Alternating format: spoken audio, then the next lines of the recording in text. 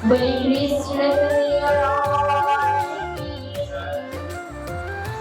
सद्गुरु महाराज की, प्राणनाथ प्यारी की, राजा श्री महाराज की, श्रीमद् विद्त कथा की। आइए अपने परब्रह्म परमात्मा पूर्ण ब्रह्म परमात्मा श्री राजी महाराज की हम कल वित्तक श्रवण कर रहे थे।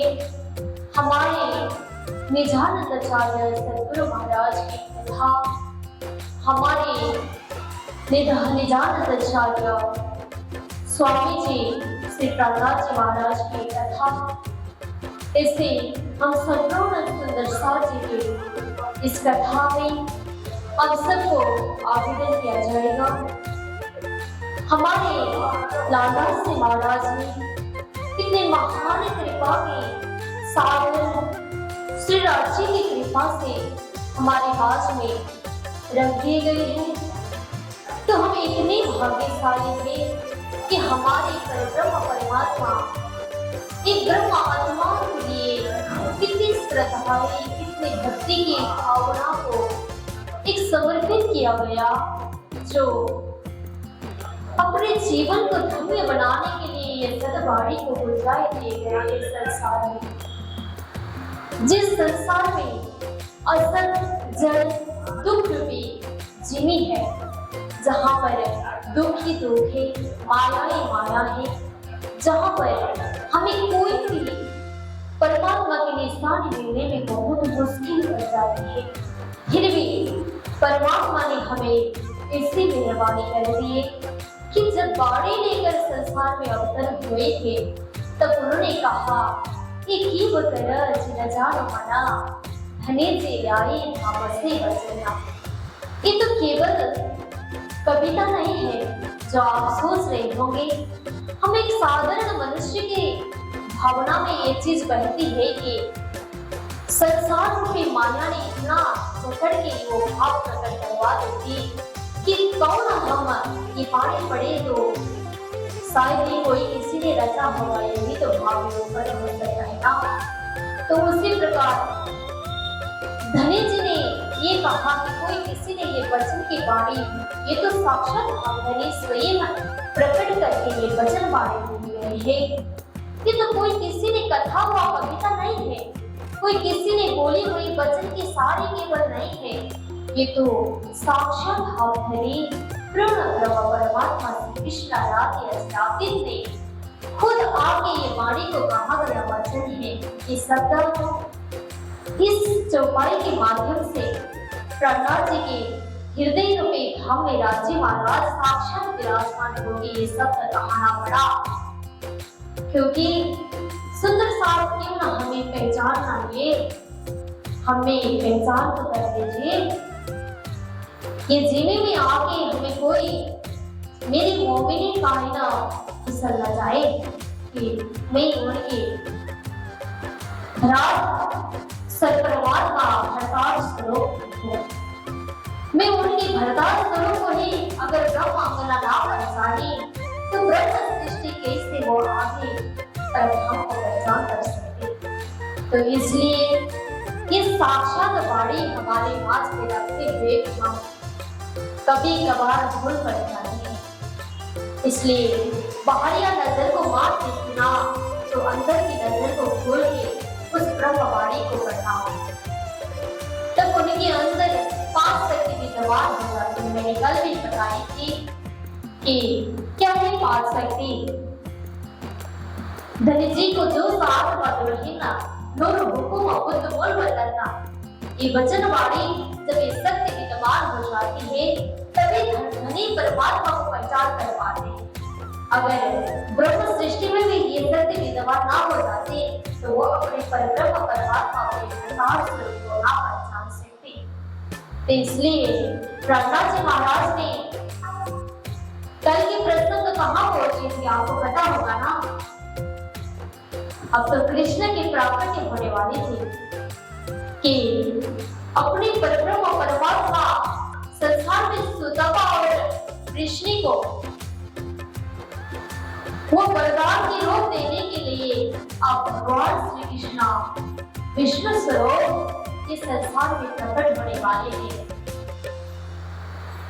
तो ऐसे रूप में प्रकट होने वाले हैं शंख चक्र गदा पद्मधारी चारधार भुजा वाले भगवान विष्णु संसार में अवतरण होने वाले हैं। अपने गर्भ में कौन आ रहे हैं कुछ भी पता नहीं था। कंस को अब इतना गदगद हो रहा था कि अब ये आत्मा बचा मेरे हाथ में उठाए तो मैं इससे मुक्त हो जाऊंगा जो मेरा दुश्मन था। अब मैं कैसे आगे बढ़ूं? अब ये दुश्मन कब पैदा होगा वो भी इंतजार में बैठा था कि भगवान श्री कृष्ण की आने की प्रतीक्षा तो एक अवसर में भी करना पड़ा। फिर भी एक उतना अत्याचार था कि उन्होंने संसार में इतना परेशान किया लोगों को। अपने माता पिता को भी परेशान किया तो फिर अपने बहन को भी अपने जवाई को भी ऐसे परेशान देते रहा। फिर भी वासुदेव और देवकी अपने पुत्र को जन्म तो दिए गए। अष्ट भुजा वाले भगवान श्री कृष्ण विष्णु अवतार को बड़े रूप में आकर के अपनी मैया को कहते हैं, अरे मैया मैं आज आपके गोद में प्रकट हो रहा हूँ। आप मुझे देख तो रही हो, अब मैं उसी जो मैंने पहले आपको वचन दिया था कि मैं आपके संतान करके संसार में प्रकट हो जाऊंगा, तो उसी वचन के मैंने आपको पूरा किया। अब मैं प्रकट होने जा रहा हूँ आपके पुत्र के रूप में। मैंने संसार में जन्म लेने की चेष्टा की। अब ये कृष्ण तो यहाँ रहने वाले नहीं है क्योंकि ये तो साक्षात परब्रह्म परमात्मा थे, इसलिए उन्होंने असुरों को भी नींद में पड़ा दिए। देखिए जब भगवान श्री कृष्ण संसार में गोद में अवतरण हो गए, वासुदेव और देवकी के गोद में आ गए, तब संसार में 12 बजे के रात में उस भी किसी को पता नहीं भगवान कौन से टाइम पे प्रकट हुए। रात के 12 बजे की समय में तब गोद में किसी को पता नहीं चला कि देवकी माँ को आज ही बच्चे प्रकट हो रहे हैं। किसी को पता नहीं था तो अपने बेबी की ख्याल तो अपने पति ने ही करना पड़ता है ना। तो उन्होंने अपने मैया जो अपनी पत्नी की बेबी थी उनको ध्यान वासुदेव ने किया था। तब वो दोनों को ये सारी चीज को पता चला तो अब भगवान श्री कृष्ण अवतरण होके कहा रहते रहे थे, अरे नंद बाबा के घर में एक कन्या पैदा होगी तो उनको उठा के ले आना दो। तो ये जो बच्चा पैदा होने वाला है इनको नंद बाबा के घर में छोड़ के आना। अगर ये आप करोगे तो संसार में सबकी कल्याण हो जाएगी और आप लोगों की भी कल्याण हो जाएगी।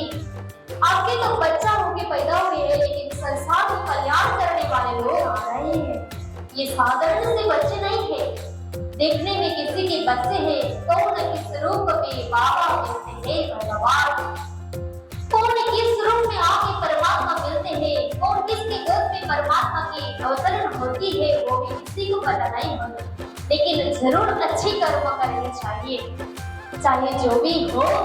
एक इंसान की जन्म हो ही जाए तो उन्होंने अच्छी कर्म करके ही संसार से जाना पड़ेगा, क्योंकि पहले जन्म में कृष्ण की माँ और बाप ने भी भगवान विष्णु की आराधना किए थे, परमात्मा की आराधना किए थे, इसलिए उनको खुद परमात्मा ही प्रकट उनके गोद में हो गए। तो उन्होंने एक माँ बाप की इच्छा पूरी करके नहीं आए, वो तो विश्व कल्याण और जगत कल्याण के लिए ही उन्होंने इस संसार में प्रकट हुए। फिर माता पिता के नाम किसका रहा? वासुदेव और देवकी की। एक माता पिता के नाम रोशन करने के लिए अपने बेटा भी अच्छा होना चाहिए ना, तो अपने बच्चे को अच्छी तरह से समझने के लिए माँ बाप भी अच्छे होना चाहिए, है ना। तो यहाँ इस प्रकार की जन्म होती है कारागार में। द्विभुज मुरली हस्तम रत्न भूषण भूषित तब देखिए इतना महान स्वरूप उनके गोद में पधर रहे हैं। बोले कृष्ण कन्हैया लाल की। नंद घर में आनंद का प्रवेश होने वाला है। सुर असुर ही नींद में पड़ गए। पूरा दरवाजा खुल गया कि कितना बड़ा बड़ा ताला लगाया हुआ होगा, फिर भी वो पूरा परमात्मा के सामने क्या हो गया, निकल पड़ा। कोई भी कुछ परवाह नहीं पड़ा। उनको कोई किसी ने रोकना नहीं सका, रोक ही नहीं सके। फिर भी उन्होंने परमात्मा की कृपा से उनकी नजरों से वो बंधन पूरा खुल गया। तो देवकी को कुछ भी पता नहीं था। वासुदेव ने अपने बेटे को लेकर गोकुल में प्रवेश हुए। गोकुल में घर आनंद हो गया। गोकुल में अपने लीलाओं की जारी हो रही थी। तो वहां जाके एक कन्या को उठा के उन्होंने नंद घर से वो कन्या, उनके नंद बाबा की बेटी जो कन्या जन्म हुई थी, उनको उठा के ले आए कंस के दरबार में। तो फिर वो सारी दरवाजा क्या पड़ा, पहला जैसा था वैसे ही बंद पड़ा। किसी को पता नहीं था कि भगवान श्री कृष्ण को नंद घर में प्रवेश किया गया है। बोले नंद घर आनंद भयो, जय कन्हैया लाल की। नंद घर आनंद भयो, गोकुल में आनंद भयो, गोकुल में आनंद भयो। हाथी से घोड़ावती, हाथी से घोड़ावती, नंद घर आनंद भयो। तो इस प्रकार नंद घर में आनंद का अनुभव हुआ कि परब्रह्म परमात्मा नंद घर में प्रवेश हो गए। तो कन्या को अब दरबार में या गए थे। विष्णु चतुर्भुज हुई तो भुज स्वरूप में आए जोया। तो भुज स्वरूप पार भये, जेहि अक्षर की सूरत को देखा। तावे श्री पुरुषोत्तम आवेश भो रास लीला करनी प्रवेशा। भागवती अष्टमी बुधवारी मत देसी महामोहा रात्रि भारी। भगवान श्री कृष्ण की जन्म हुई भाद्र कृष्ण पक्ष अष्टमी की तिथि बुधवार की थी। रोहिणी नक्षत्र रात के ठीक 12 बजे के समय में उन्होंने जन्म लिए। संसार की धरती पर माया के जाल पर फिर उन्होंने इसको पूरी तरीके से नष्ट करने के लिए संसार में अवतरण किए थे। तो फिर अपने नंद घर में प्रवेश होने के बाद उस कन्या को आए थे। तो उसके बाद में ऐसा प्रवेश हुआ परमात्मा वैसे सुर पूरे गंधर्व जैसे वैसे असुर थे, उनको सारी को बंधन की माया में फंसा दिए। तब भगवान कृष्ण अपने लीलाओं की प्रविष्ट में चल रहे थे। उसी समय नंद बाबा ने सारी ब्रजगोपियों को खबर दिए कि मेरे घर में लाला हो गए हैं।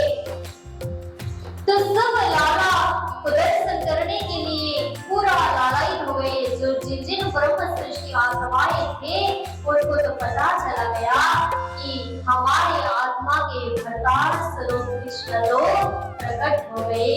कहाँ प्रकट हो गए? नंद घर में प्रकट हो गए। नंद बाबा के घर में हमारे भरतार स्वरूप कृष्ण जी तो प्रकट हो चुके हैं। क्यों ना हम ना मिल जाए? हम तो उनसे मिलना चाहिए, क्योंकि जिन गोपियों के साथ में सुरता प्रकट हुई थी परम धाम से, उन गोपियों को तो तलाश थी कि हमारे मालिक कहाँ प्रकट हुए और कहाँ है, उनको तो तलाश थी। जब नंद घर के बाबा ने जाके गोपियों को कहा मेरे घर में लाला प्रकट हुए, तो ब्रह्म सृष्टि आत्माओं को तो पता चल गया कि हमारे भरतार स्वरूप पर ब्रह्म परमात्मा श्री कृष्ण तो गोकुल में प्रकट हो गए, नंद बाबा के घर में प्रकट हो गए। क्यों ना हम उनके दर्शन के लिए न जाए? तो रोज रोज गोपियों के आंख में तलाश होने लगी, तो प्यास धड़कने लगी कि जब उनको ना देखे बिना तो वो रहने ही न पा सकते थे। तो उनकी ऐसी हालत हो थी कि उनकी आत्मा परमात्मा के मिले ही बिना ऐसे रह रहे थे। तब उनको भरतार के स्वरूप की खबर मिली, तब तो वो इतने खुश पड़े कि हम क्यों ना उनके घर में नंदन में आनंद के उत्सव मनाने क्यों न जाए। तब सब सारी गोपियों तो नंद बाबा के घर में जाके नंद उत्सव मनाने लगी। नंद घरा नंद भयो, नंद घरा नंद भयो, हाथी से घोड़ा से, हाथी से घोड़ा से। तो हम उनके कृष्ण के आगमन के भजन हमारे भाई गा देते थे, तो हम श्रवण करते हैं। तो उसके बाद में फिर हमारे प्रसंग को आगे बढ़ाते हैं।